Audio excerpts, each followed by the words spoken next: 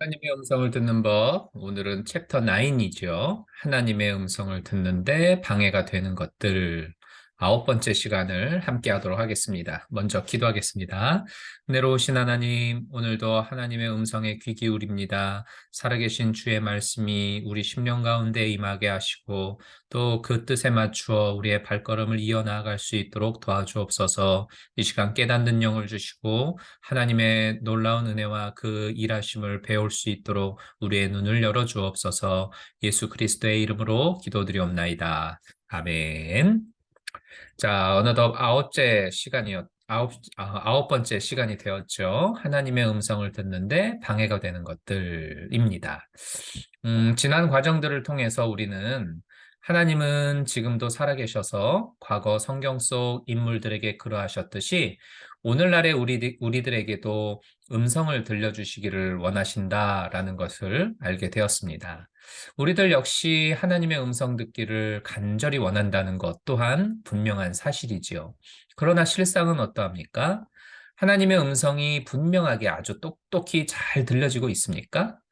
만일 그렇지 않다라고 하면 행여라도 우리에게 어떤 문제가 있는 건 아닌가 점검을 해 보아야 할 것입니다. 하나님에게 심각한 문제가 발생해서 말씀을 못 하신다거나 하는 그런 일은 발생하지 않을 테니까요. 그러니까는 결국 들려지지 않는다라고 하면 우리들의 문제일 것입니다. 찰스 스탠리 목사님은 문제는 우리들에게 있으며 하나님의 음성을 듣는데 방해가 되는 요소 10가지에 대해서 우리에게 다음과 같이 제시를 해주고 있어요. 첫 번째는 하나님에 대한 우리의 무지입니다.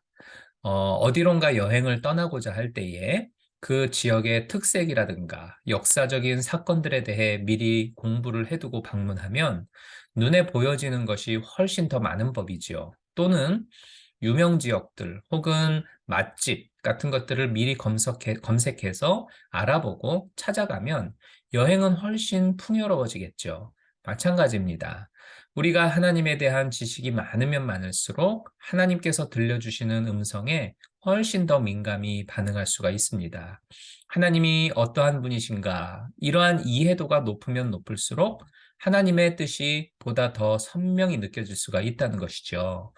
행여 하나님에 대한 나의 무지함이 하나님 음성 듣는 길을 가로막고 있는 것은 아닌지 살펴보시기를 바랍니다. 두 번째는 자기 자신에 대한 낮은 평가예요. 고린도후서 4장 7절을 보면 우리는 연약하고 보잘것없는 질그릇이다. 즉 흙으로 만든 그릇되기에 불과하다. 이렇게 말씀을 해요. 맞는 말씀이죠. 눈에 보이지도 않을 만큼의 바이러스조차도 우리를 사망에 이르게 할 만큼 우리는 매우 약하고 작은 상처에도 심각한 마음의 무너짐을 당하는 것이 우리들입니다. 그러나 중요한 것은 질그릇 안에 보배를 가졌다라는 표현이에요. 하나님은 연약한 우리를 긍휼히 여기시며 사랑하여 주시는 성품을 가진 분이십니다. 그래서 독생자 예수 그리스도를 세상에 보내주셨고 영접하는 자, 곧 그 이름을 믿는 자들에게는 하나님의 자녀가 되는 권세를 주시겠다. 약속도 하셨죠. 따라서 예수 그리스도를 모셔드리고 영접한 이제 우리들은 여전히 질그릇처럼 연약한 존재지만 옛날처럼 그냥 질그릇에 불과한 존재가 아닌 것입니다.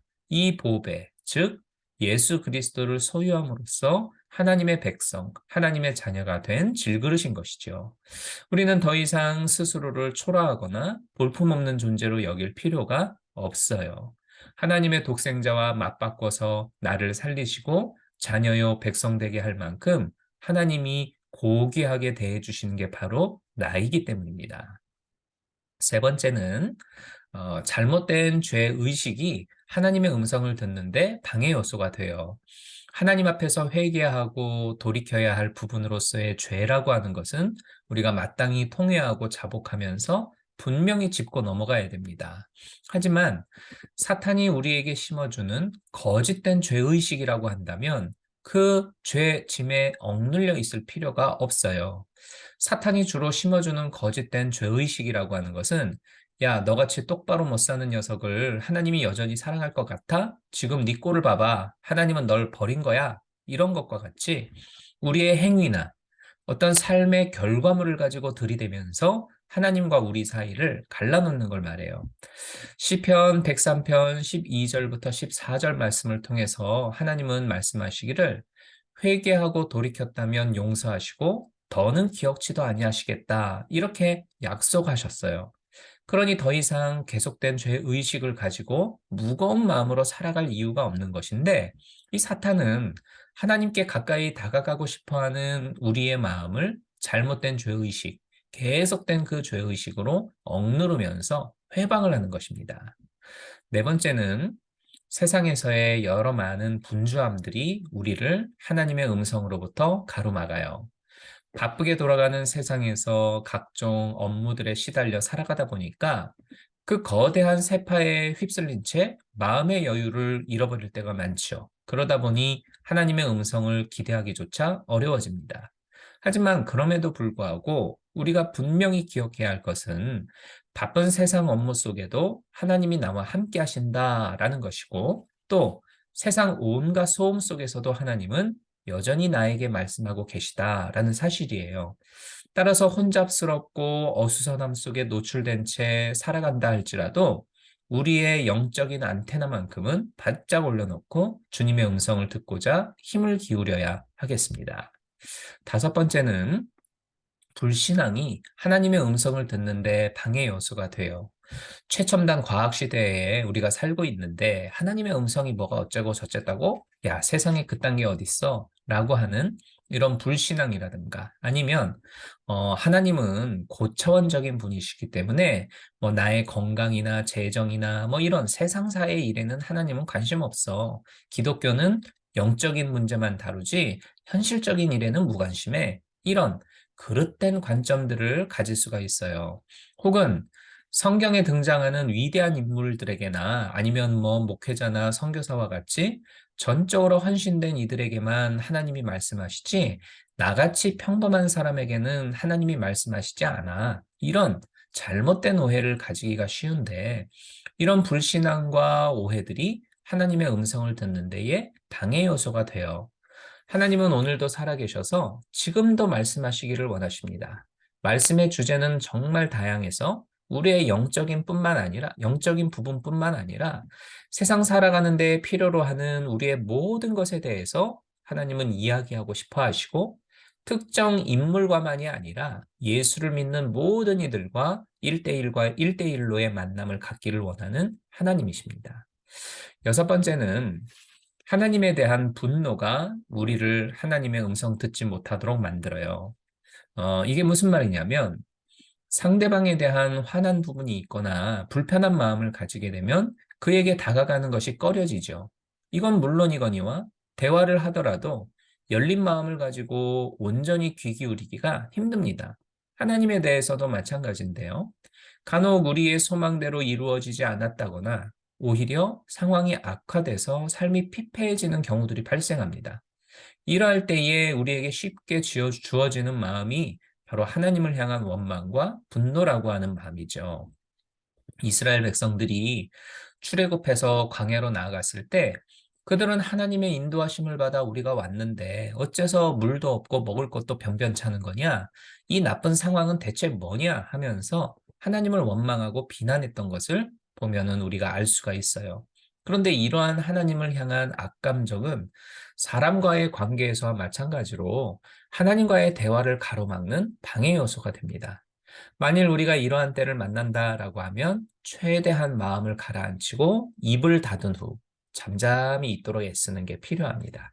그렇게 인내하다 보면 내면에서 들려주시는 하나님의 세미한 음성을 들을 수가 있게 될 것입니다. 일곱 번째는 은밀한 죄입니다. 죄는 하나님과 우리 사이를 가로막는 가장 강력한 노이즈예요. 하나님이 성경을 통해 아니면 주변인들을 통해 혹은 내 양심을 통해 지적하신 죄가 있는데 그걸 알면서도 모르는 척하거나 어물쩍 넘어가려고 하는 태도가 바로 은밀한 죄에 해당됩니다. 또는 이 정도는 괜찮아, 별거 아닌데 뭐 괜찮아 이러면서 가벼이 대하려고 하는 자세도 마찬가지 은밀한 죄에 속해요. 우리는 늘 성경 말씀이라고 하는 거울에 나 자신을 비추어 보고 악한 것과 더러운 것과 그릇된 것이 있는지를 살펴야 됩니다. 그리고 만일 있다면 숨기려 하지 말고 적극적으로 나서서 제거하고 털어버려야 돼요. 그것이 우리와 하나님 사이의 대화 통로를 활짝 열어놓는 최고의 방법이기 때문입니다. 여덟 번째는 반항적인 영혼입니다. 하나님은 요나 선지자에게 나타나셔서 너는 니느웨로 가서 회개해라 라고 하는 나의 메시지를 백성에게 전하라 이렇게 말씀하셨어요. 근데 요나는 이 하나님의 말씀이 너무 못마땅했습니다. 왜냐하면 니느웨는 아수르의 수도이고 아수르는 자기 민족 북이스라엘을 멸망시킨 적대국이에요. 그러니 천벌을 받아도 시원찮을 나쁜 놈들인데 내가 왜 하나님 말씀을 전해야 하는 거야? 이런 그런 마음이 들었던 거죠. 그래서 하나님의 말씀을 거역하고자 반대 방향인 다시스라고 하는 지역으로 도망을 가고 말죠. 하나님의 말씀으로부터 반대 방향으로 가는 것. 이게 바로 반항입니다.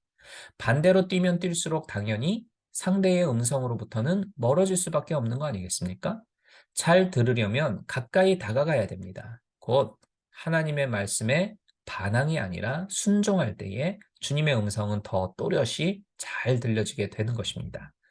아홉 번째는 하나님의 사자에 대한 거부입니다. 하나님의 사자. 이 말은 무슨 의미냐면 하나님은 나 주변에 있는 모든 것들을 사용하셔서 나에게 말씀하세요. 이런 의미에서 하나님께 쓰임받은 모든 건 하나님의 사자, 즉 하나님이 보낸 메신저라는 것이죠. 그런데 상대가 마음에 들지 않고 상황이 달갑지 않고 환경이 맞득지 않다고 해서 이게 하나님의 뜻일 리가 없어. 내가 미워하고 원망하는 너 같은 인간을 통해 하나님이 말씀해 주실 리가 없지 하면서 마음을 원천봉쇄한다라고 하면 이게 바로 하나님의 사자에 대한 거부인 것입니다. 하나님은 내가 좋아하지 않는 사람, 원치 않는 상황, 또 그런 환경을 가지고서 때로는 하나님의 말씀을 전하는 메신저로 삼으실 경우들이 있어요. 이런 하나님의 모습을 여러분들 알고 계시고 모든 것들에 있어서 마음을 열어놓으시기를 바랍니다. 마지막 열 번째는 듣는 훈련의 부족이 하나님의 음성 듣는데 방해 요소가 돼요. 진보를 위해서는 훈련이 필수적인 것처럼 하나님의 음성을 듣는 데에도 그만한 훈련이 꾸준히 있어야 됩니다. 하나님이 원하시는 게 무엇일까? 이런 질문을 던지고 이게 하나님의 음성이 맞습니까? 라는 어떤 확인을 위한 또 다른 질문을 꾸준히 던지는 것은 좋은 훈련이 돼요. 또한 하나님이 주실 말씀을 기대하고 바라는 열망을 계속적으로 키워나가는 것도 좋은 방법이 됩니다. 그리고 사무엘이 침상에서 말씀하옵소서 주의 종이 듣겠나이다 하면서 기도했던 것처럼 내게 주님의 말씀을 들려주십시오. 제가 듣겠습니다. 하면서 간구하는 그러한 꾸준함을 갖는 것입니다. 그러면은 이어서 들려지는 하나님의 음성이 있다라고 하면 그 음성에 순종하는 단계로 나아가는 것이 바로 하나님 음성을 듣는 데 있어서 아주 좋은 훈련이 돼요. 베드로가 주님의 음성을 듣고 순종해서 매서운 풍랑 속 바다를 향해 발을 내디뎠죠. 그런 것처럼 들려진 말씀이 있다면 그 말씀에 담대히 순종하는 것이야말로 우리에게 가장 필요한 훈련이라고 할 수가 있을 겁니다.